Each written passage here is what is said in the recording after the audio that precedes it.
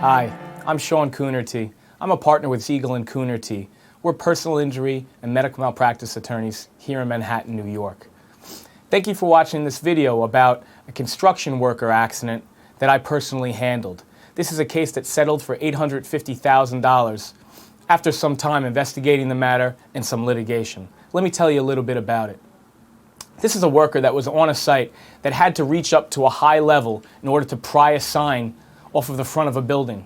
In order to do so, he had to cobble together a device to get him up as high as he needed because the construction site did not have either a proper scaffold or a long enough ladder to allow him to reach the height.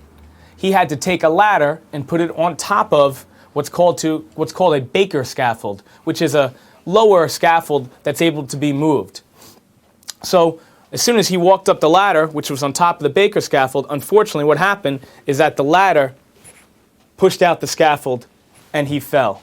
Now, under the law, even if he was slightly at fault for putting this combination together, it's of no consequence because the law for construction workers in New York states that the owner of the construction site and the general contractor that was in charge of that construction site should have provided this worker with either a longer ladder or a higher scaffold. He made do with what he had, and chances are many times the accident wouldn't have happened, but it happened to this individual, so he came to us.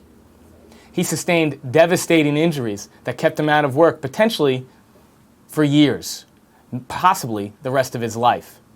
When he fell onto both of his feet, and if I use this model here, you can see what he did. One of his feet bent when he fell, and he sustained what's called a trimalleolar fracture, which means that all the bones that connect his lower leg to his foot were broken, inside and outside.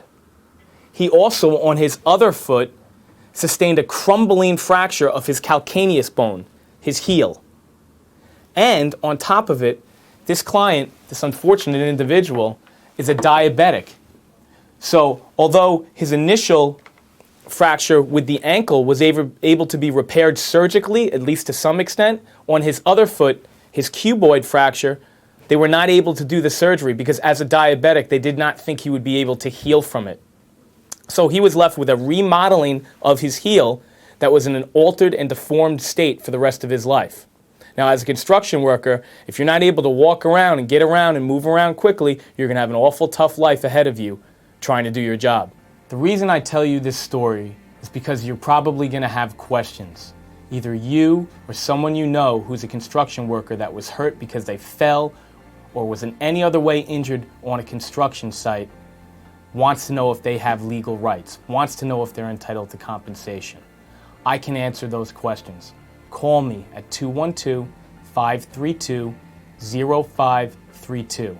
Ask to speak to Siegel Coonerty at Siegel Coonerty. Thank you for watching this video.